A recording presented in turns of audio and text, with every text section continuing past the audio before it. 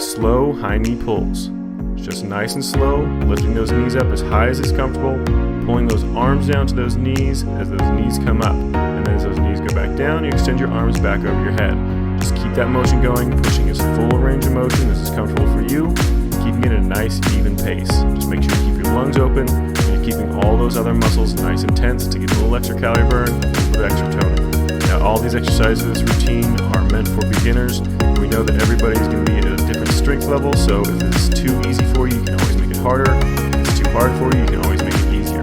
Just modify how you need to make it most comfortable for you. We have just about 10 seconds left. Keep that motion going just a little bit longer. 5 seconds left. We're going to be switching to a wall push-up next. So if you have an open piece of wall next to you, go ahead and move yourself in front of that. Hands just about shoulder width apart, maybe a little bit wider. And start it up. Now you want those feet to be about 2 to 3 feet away from the base of the wall. The further those feet are away from the wall, the harder the push-up's going to be. So just pick the difficulty level that is right for you. Now if you find this really, really easy, you can always drop down to the ground and do full push-up off those toes or half push-up with those knees. If that's a little too difficult for you, then Kelly's going to switch here in just a second to a plyometric style push-up, which is actually getting a little bit of space underneath those hands. So just push off and try to get a little acceleration. So those hands come up off that wall, and then nice and slow, control your deceleration as you drop back down towards that wall and then pop it up again. So just keep that motion going, whichever version is most comfortable for you. We've got about 10 seconds left to switch to our next exercise. 5 seconds left. We're going to switch to a ski squat plus a curl. Now we're going to be using just body weight for this one, working against ourselves. If you want to use dumbbells for the curl portion, feel free to grab a pair. And let's go ahead and start it up. Nice tight squeeze, pulling that fist up towards that shoulder, get a tight squeeze in that bicep, working against it with that tricep, the back of that arm. So you want to be contracting both at the same time, pushing and pulling with those muscles. Nice, slow, controlled motion, squatting down as low as is comfortable. Try to keep your weight evenly dispersed between your toe and your heel. Try not to let those knees lean too far forward. You want to try to keep your weight back in that heel more than anything. Just keep that motion going a little bit longer. And like I said before, if this is too easy for you, if you want to make it a little bit more difficult, you can always grab a pair of dumbbells and do those curls with weight. It'll actually make those squats a little bit more difficult as well.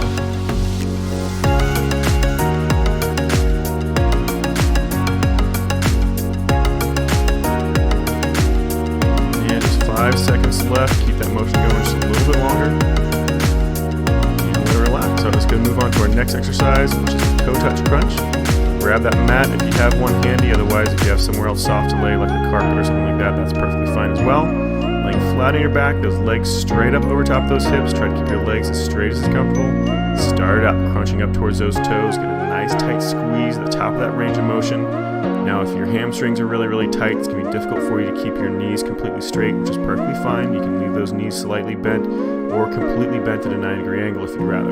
Kelly's going to go ahead and demonstrate that version, so just bend those knees down, reaching down through those thighs rather than up towards those toes. It's the same exact motion. Those abs contract exactly the same. The only difference is those hamstrings just aren't engaged quite as much. You don't have to use those quadriceps, the front of that thigh, anywhere near as much. Just keep that motion going, get a nice tight crunch at the top, keep those lungs open, make sure you're not holding your breath at any time during this exercise. You've just got a few seconds left to go, so keep pushing through it. 5 seconds left, keep going. And let it relax. All right, go ahead and stand up for the next exercise. It's going to be a lateral step plus a toe touch. Let's go ahead and start up. Nice wide step left to right. Lunging down, trying to touch that toe. Only lunge as far as is comfortable. If you can't get as low as Kelly, that's perfectly fine. Just do whatever you can control. Making sure that you're reaching down towards that right foot with that left hand, and down towards that left foot with that right hand. So crossing over top of that body. Just keep stepping it back and forth. You want that step to be at least a couple of feet wide, preferably more like 3 or 4. You're just trying to get as much distance as you can while still keeping it relatively low impact. Now that upper body's not really doing a whole lot for this exercise, so to burn a few extra calories, make sure you get a little more tone out of it for your upper body. Make sure you're keeping all those muscles through your upper body nice and tense. So that chest, that upper back, those biceps and triceps, and especially all those core muscles, those abs, obliques, and lower back. Have just a few seconds left. And let it relax. Nicely done. Let's go move to the next, which is going to be 5 torso twists and a punch on the 5th one. So 1, 2, 3, 4, punch. 1, 2, 3, 4, punch. Just keep that rotation going, so that way you're going to alternate which hand you punch with every single time. Only go as fast as you can control, as fast as it's comfortable for you. So start with a nice slow rotation. You don't have to keep up with Kelly. Get just as much of a rotation as comfortable. And a nice full extension of that arm. Keep it a quarter squat or more. If you want it to be harder, squat down even lower. If you want it to be harder for that torso, move a little bit faster, keeping everything really nice and tense. Just make sure you're not jerking back and forth. You want to keep everything nice and smooth.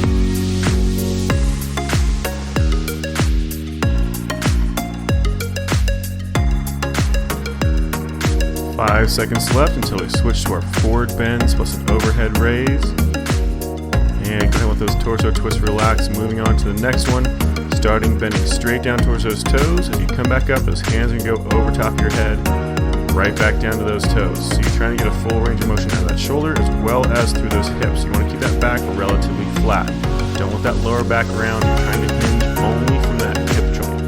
So keep that chest kind of tilted forward a little bit. Track that lower back. Nice full sweeping motion with those arms. Again, only go down as far as it's comfortable. If you don't have the flexibility to touch those toes, that's perfectly fine. You can get a little bit of a squat out of it by bending those knees to try to get a little bit lower, or you can keep those knees locked out and just go as low as is comfortable on those hamstrings. Whichever one you do, just make sure it's nice and slow, under control. You're making sure you're keeping those lungs open, you're not holding your breath. Almost done, just 5 seconds left. And let it relax. Go ahead and move down to the ground for the next one. We're doing bird dogs next, so on those hands and knees.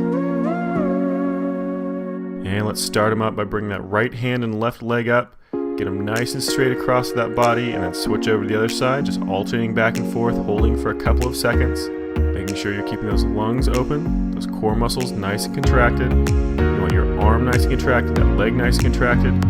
Making sure everything through that body is nice and solid. You never want to let any of those muscles release. You want to make sure that you're keeping your back flat. You don't want to let that lower back dip down, so don't overextend that leg up back behind you. You don't want to lift that foot more than about 6 inches above the height of your hip. Otherwise, you're going to start rotating your hips and dipping your lower back. You want to try to keep that lower back flat. So you got just about 10 seconds left. Just keep alternating back and forth. 2-second hold on each side.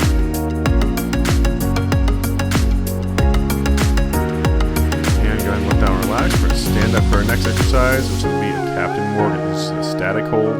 Bring that left leg up, standing on that right leg. Those arms will be straight out to your sides for the easiest version. This is just to challenge your balance. The next hardest is what Kelly's doing now, with those hands in front of the chest. And the hardest version is those arms straight up over your head. Just make sure you're holding your balance. Those core muscles are nice and tight.